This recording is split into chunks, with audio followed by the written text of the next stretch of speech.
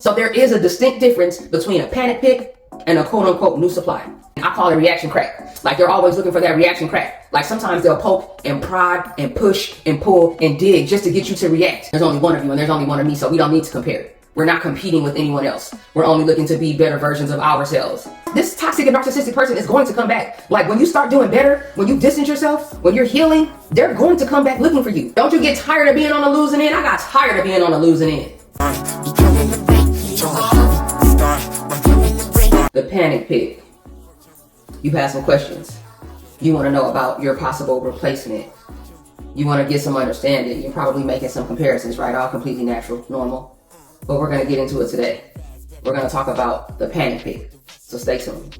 Lifers and loved ones, welcome back to the channel, and I thank you so much, and I appreciate you for being here sincerely and genuinely. For those of you who are here for the very first time, I go by the name of Biz. Welcome to Rich Auntie Vibes. So let's jump right into the topic. I don't want to waste too much time. Today, we're going to talk about the panic pick. So let's jump right into it. So to get things started, I want to lay a foundation. As you know, I will be speaking from my own personal experience. You may have heard the term before within the community, panic pick. And we're going to discuss what some differences are between the quote unquote new supply and a panic pick, because there are some differences there. As always, I'll be speaking from my own personal experience. This is something that I feel completely comfortable talking about because I've experienced it in my most recent toxic and narcissistic relationship. Now, obviously, that was some years back. We're years removed from that. We're healed, which is why we're here and building a community so that we can continue to heal together and share information.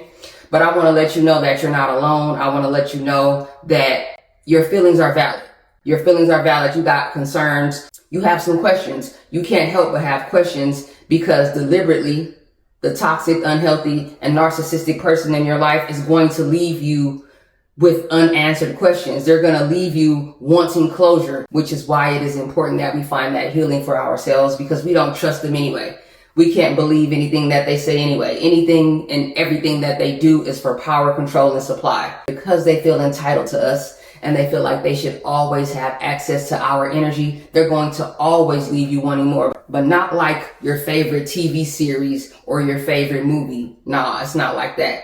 They leave you wanting more in a negative way so that you feel less than, so that you feel confused, so that you're constantly overthinking, so that you're always in your head. That's where they want you to be. Confusion. That's what they want. That's what they thrive on. That's just another source of supply for them, is leaving you confused and uneasy and lacking confidence and trust within yourself. That's exactly where they want you to be. So we're going to find closure for ourselves. We're going to come back to the community to get information. You know, we're going to come here to get our questions answered because it's a safe space here. And when I say this is a safe space, this is a safe space regardless of where you come from, what you look like, older, younger, men, women, whatever your situation is, whatever your beliefs, your orientation, you are safe here. We're sharing information. I am not a doctor. I am not a psychologist. I am not a psychiatrist. I am not a physician. I'm not a therapist. I cannot prescribe medicine. All right. And I'm not telling you what I think. I'm telling you what I know based on my own personal experience. These are not designed to trigger anyone or to upset anyone. This is just to give you the real. This ain't just about me. This is about us loving on one another and sharing what we've been through. The panic pick. The panic pick, before you realize it or have an opportunity to like experience the energy or maybe see pictures of them or maybe catch them on video or see them on a FaceTime call or something like that, you're gonna write that narrative. You're going to be fabricating. And because you're down on yourself right now and you're confused and you're just looking for clarity, you're not quite sure exactly what's going on depending on where you are, depending on which of the phases you're in, depending on how long you've been with this toxic or narcissistic person, you might be beat down. All right. So because of that, you know, you're not necessarily in your higher self, but you're working on it. You know, we're working to get there. You're going to fabricate a narrative in your head like this is going to be like the most attractive person in the world, the most successful man in the world, the most gorgeous woman in the world. She's going to have it all together. Like he got it down. You know what I mean? He's ready. He's ready to come in and to replace you. You're imagining that this woman is going to be everything that you're not. You're going to imagine that she's going to be everything that you've always wanted to be. But that's because you don't know any better. There's only one of you. There's only one of you and there's only one of me. So we don't need to compare. We're not competing with anyone else. We're only looking to be better versions of ourselves. And that's all. And any connection or relationship or friendship or partnership that you're in is going to want the best for you. It's going to bring out the best in you. And the things that we discover about ourselves as we're growing closer to others that we realize that we want to work on, we're going to be empowered to do that. We're going to be comforted through that. We're going to be loved through that. You know, even healthy relationships are tough. So why struggle through one that's unhealthy and it's not feeding you anything? Make it make sense. If you're going to struggle through a relationship, a partnership, a friendship, it should be enriching your life. It should be making you better, not tearing you down. So that's the point that we're looking to get to. No contact is money, as always. No contact is money, and that's exactly where we want to be. And we want to get there, and we want to stay there, right? That's the purpose of this exercise. It's not productive if we don't stay in no contact. Love bomb, devaluation, and discard. These are the main cycles. Now, we also know that the Hoover is also a major part of those cycles. But the reason why I tend to separate that from the other three is because those all kind of tend to follow each other based on my own personal experience. Now, no narcissist is created equal. I want to make that clear. We are all going to have our own unique experiences with that. But they tend to follow each other. And if you've gone through the cycles enough times in your toxic, unhealthy, or narcissistic relationship, you'll know exactly what it is I'm talking about. You'll almost come to a point where you can predict them. Whereas the Hoovers tend to be a little bit more random, right? It can be love bomb, devaluation, and then you fall back and then Hoover. And then in comes a discard and then another Hoover. It can be a love bomb where you're feeling like, okay, it's red flags. This isn't feeling right. Something is off. And they feel the need to Hoover you back because they feel you pulling away. You know, they study us. They know us. They know what we like, what we don't like, what we respond to. And I call it reaction crack. Like they're always looking for that reaction crack. Like sometimes they'll poke and prod and push and pull and dig just to get you to react. They don't even believe what it is that they're saying, but they're doing that to get that reaction crack because it makes them feel powerful to think that they can move us based on the things that they do and say and the lies that they tell, the manipulation. So be mindful of that. So the Hoover is there as well. It just, based on my own personal experience, it tends to be a bit more random and all over the place. I can't say that I'd ever been able to predict when a Hoover was going to happen, but you know that as long as they feel like they have that type of access to you, that they will Hoover. Unless you just deliver that chef's kiss. Like you expose them about something. You let the people around them who they want to keep that facade up for know exactly what's going on. For some reason, like they know that your family members know. And, you know, some of the people in your shared friend group have figured it out because you had receipts, you had video, you had proof. That's one of the main ways that you can prevent a Hoover. But even then, if enough time goes by, maybe they relocated, maybe they found a panic pick right there in the moment that they thought they could replace you with. They figure out that the so-called new supply could never be you, could never provide the energy that you did, would never be as patient, which isn't always a good thing, you know, let's be honest, but couldn't take your place. When they figure that out, sometimes even in spite of themselves, if they can mitigate the risk a little bit, the risk of rejection and narcissistic injury, they'll try to Hoover you or reverse Hoover you from afar, you know? So I just wanted to cover that just to lay a foundation for you. We all know that they always have other sources of supply. And if you didn't know that, I'm here to let you know that now. You know, there's always other sources of supply. But the panic pick is a bit unique in the sense that it doesn't measure up at all. It's almost like a toxic version of a rebound. You know what I mean? Everybody who gets out of a relationship, you know, you kind of feeling down on yourself, your energy is low. Sometimes you meet somebody at random and you kind of connect a little bit too quickly. I wouldn't necessarily call that toxic per se. You know, a rebound is just that. But it's not that deliberate. I'm using this person to help me get over the previous. Sometimes it kind of just happens like that. But because you kind of rushed into it, you don't have an opportunity to really get to know each other. And for whatever reason, you're not completely healed, so it doesn't last. But the panic pick is like a toxic version of a rebound to me. That's kind of like how I process it. They know this person is not going to measure up. They know very quickly that this person could never be you. A lot of times they're not even attracted to the person. Like they don't even find this panic pick physically attractive, which is crazy. It's like a deliberate downgrade. It's a deliberate downgrade. Whereas a new source of supply, they may be looking for another main source of supply. But a panic pick isn't necessarily that. And I'm going to tell you exactly why the toxic or narcissistic person may feel that this panic pick is necessary. It's because they don't know any better. That's the highlight of the panic pick. That's the best thing about them. They're the complete opposite of you because you're starting to figure it out. Something ain't right. Something in the milk ain't clean. Something don't smell right about this person. But the panic pick, they just happy to be chosen. Put me in, coach. They're just happy to be chosen by somebody. But what it is they don't know what they're dealing with. And that's what makes them attractive. It's like a clean canvas and they can treat them however they want, talk to them however they want. They're going to get some love bomb too. They're going to get that too, but they're going to get the remaining cycles just like everybody else, just like you got. They're going to get devaluation. They're going to get discard and they're going to get Hoover.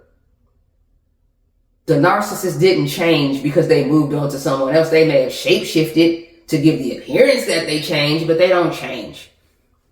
They didn't change for this person. They don't have the energy to change. They don't have the bandwidth to change. Not to mention, in order to change, you have to want to evaluate yourself and figure out that there's some things about you that you could work on. They think they're perfect. Everything is somebody else's fault. So what is there to change?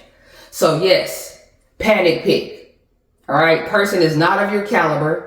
A lot of times, not of your intellect. They don't have your resources. They're not who you are. And while you did find yourself in a toxic and narcissistic person, it's very likely because maybe your boundaries weren't set. You had just gone through something traumatic. You were going through a hard time in life. They noticed that energy in you. But that doesn't mean that you aren't greatness. You know what I'm saying? And this isn't even a knock on the panic pick. That's on them. I don't believe in villainizing the replacement. I'm not going to villainize a new supply. That's just the new heartbreak. They're just in line for the new heartbreak. That's all. That's my escape route. That's how I see them. That's my ticket out. But you kind of have to come to a deeper place of healing and understanding and belief within yourself to understand that. So I don't villainize the replacement. It's their turn now. I took my turn. Look at it like that. That person never belonged to you. It was only your turn and you took your turn. Was it worth it? Probably not. Especially if you have like family or little ones, or you have kids, or you found yourself bound to this person. You're probably gonna say no, that it wasn't worth it.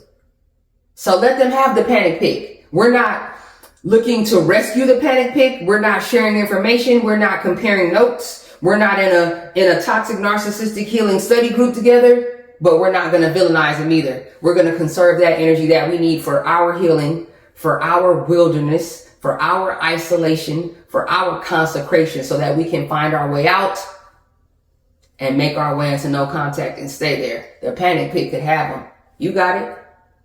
You got it, sister. You got it, brother. You can have that. I'm not mad at you. And I appreciate you. So that's the main reason why the panic pick is valuable, is because they don't know who it is that they're dealing with. One of the main pleasures that a toxic or narcissistic person has is controlling a narrative so that they can play victim and smear when they need to. They can't do that with you the same, because not only do you know and understand what it is that you're dealing with, now you don't care what anybody else thinks. I got to a point in my healing process, as I was finding my way into no contact, I'm operation exit strategy. I don't care what you think. I don't care what you tell them. You could tell them you left me. It doesn't matter. I have no intention on interacting with these people anyway. And if they're of value and they know my pedigree and they understand who I am as a woman, they'll understand exactly what's going on. Or they'll at least give me an opportunity at the benefit of the doubt so that they can find out a bit more of the truth. There's always more than one side to a story. So if they're interacting with people that they can smear you to, consider that a gift. Consider that a gift. That just means that they were never your friend to begin with. Use these distractions to your advantage.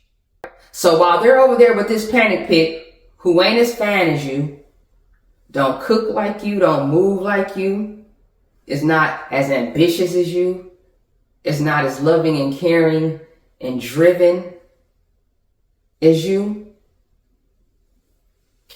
let them have that. And what you're going to do is you're going to be looking to move forward. You're going to take advantage of an opportunity to distance yourself, because that's really all it's all about. Understand, if you are new to this, right? This is your first toxic or narcissistic relationship. Hopefully it's your last. If you're new to this, you never experienced this before, you think this is just like any relationship that you've ever been through when it gets rocky or it gets turbulent or you hit a rough patch, like, you're not going to understand. And again, like, we're not faulting you for that. We've all been there too. I was there too. So I get it, but that's why I'm here.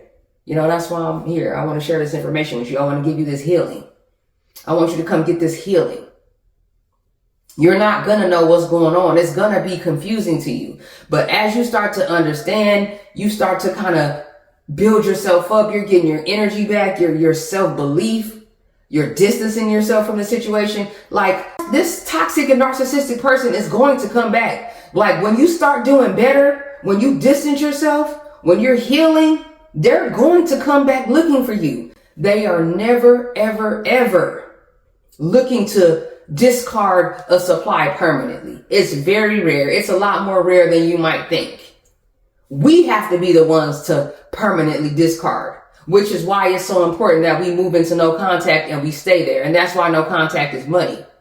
You could wake up tomorrow and the person that you care most about, they act like you don't exist. They moved on to someone else. But a $20 bill is still a $20 bill. A $50 bill is still going to be a $50 bill. That's why no contact is money, because it's the truth. It's absolute. Once you find yourself in that no contact and you manage to stay there, that's where you want to be. And it won't switch up on you. No contact won't switch up on you like this toxic or narcissistic person continues to do. But if you keep going back, you're sending them the message that they can always have you and that you belong to them. You're not strong enough. You need them. That's the message that you send them when you allow them to hoover, when you allow them to put you in situations where they're reverse hoovering you, where they have you reaching out to them. They didn't even have to take any risk. They didn't even have to risk any narcissistic injury because they reverse engineered or orchestrated a scenario that created a need for you to reach out to them. If you have kids in particular, that's one of the main ways they'll look to reverse hoover you. They're going to use anything they can to prevent that rejection because their pride and their little fragile egos can't take rejection. They can't bear the brunt of that narcissistic injury. That's why the panic pick is so valuable. They know the panic pick has nothing. They got nothing on you, baby. Like, they know the panic pick has nothing on you. They know that. That's not their purpose. The purpose is so that they can kind of recharge a little bit. Being in your energy is very taxing. You're high maintenance. You asking questions. You're demanding command and respect. Like, you letting them know when something don't feel right. You telling them no about things. Like, the panic pick don't tell them no. The panic pick so happy to be chosen. They so happy to be there. Dusty and desperate. Dusty, desperate, and dehydrated, the panic pick is. And they don't even know it yet. But again, we don't villainize them. It is what it is. Let them take their turn. The new supply could potentially be someone that they're vetting to see if they could be a main supply. But a lot of times that panic, they know they're not worth anything. They're only using them for the specific purpose of an escape. A toxic and narcissistic person cannot be alone. They need constant validation and reassurance from someone. And who else better than someone that they think they're better than? See, you're leveling up. You're leveling up in your energy. You're leveling up in your aura. You're not feeding them because you're not blind anymore. So they're not getting the same energy from you that they used to get. But the panic pick is giving them more than they can handle. More than they can handle. And they able to trick the panic pick into thinking, hey, I'm choosing you. I don't want him no more. I don't want her. I want you. You the better man. You're the lucky woman. You're the one. You the one I've been waiting for. Panic pick. You the one I've been dreaming of. Panic pick.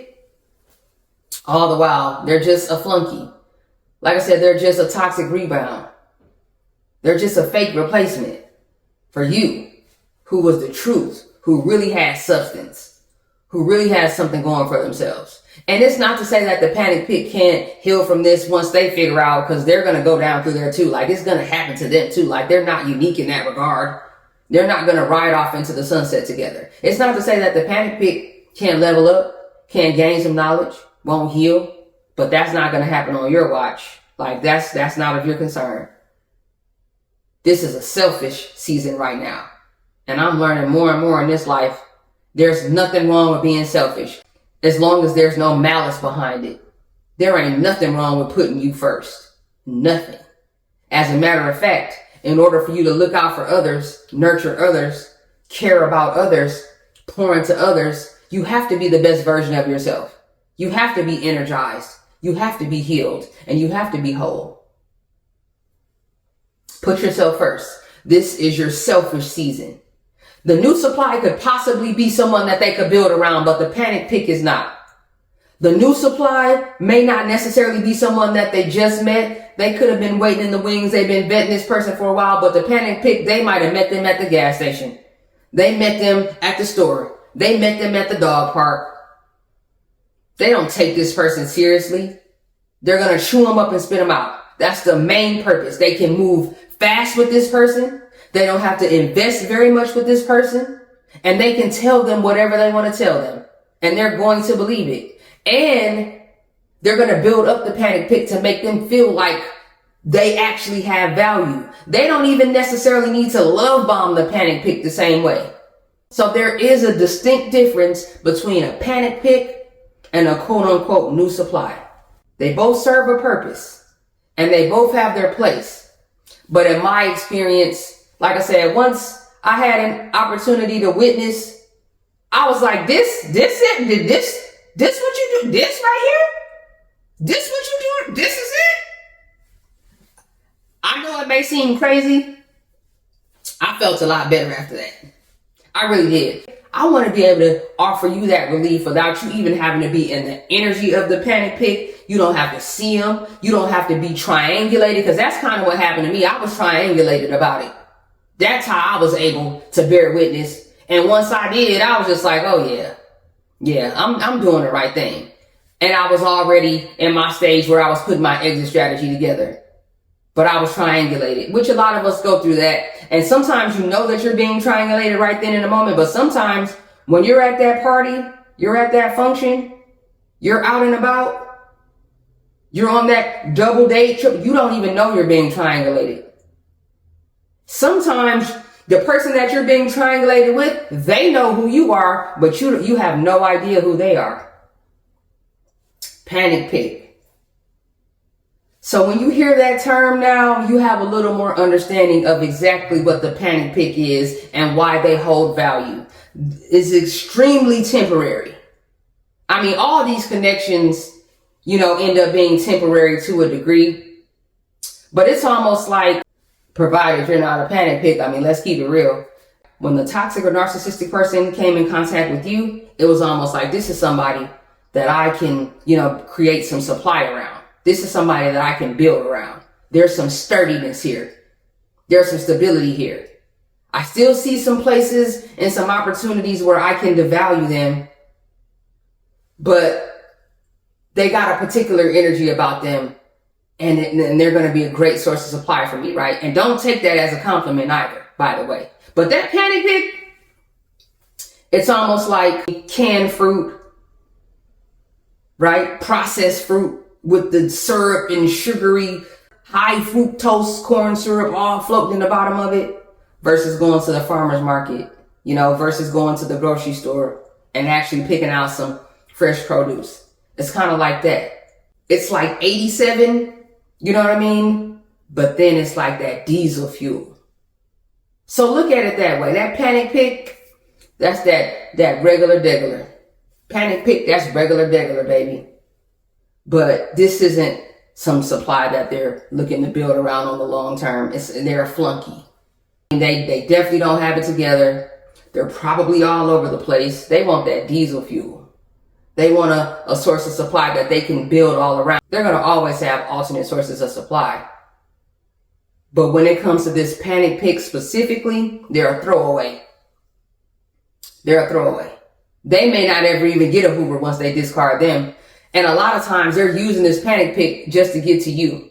I don't take this as a compliment, but that's exactly what was happening in my case. So that was the two things that the toxic or narcissistic person looked to throw in my face and hold over my head. One, the panic pick had no idea what they were dealing with. They weren't in the process of educating themselves. They weren't putting together an exit strategy, gray rock, so that they could move quickly into no contact.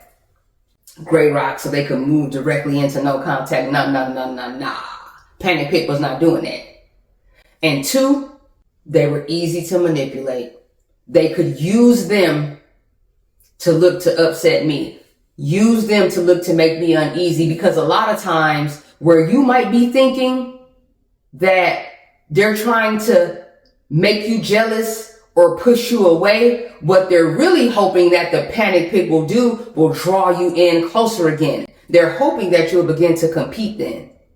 They're hoping that you'll see value in the toxic and narcissistic person like you did in the beginning. They're hoping that you will want them again. They're hoping that you'll fight for them again. They're hoping that you'll go back and forth with the panic pick. Oh, they love that. That's like the best triangulation that there is when you all get to arguing, battling, competing, and maybe even fighting or coming to blows about them. Like they want that.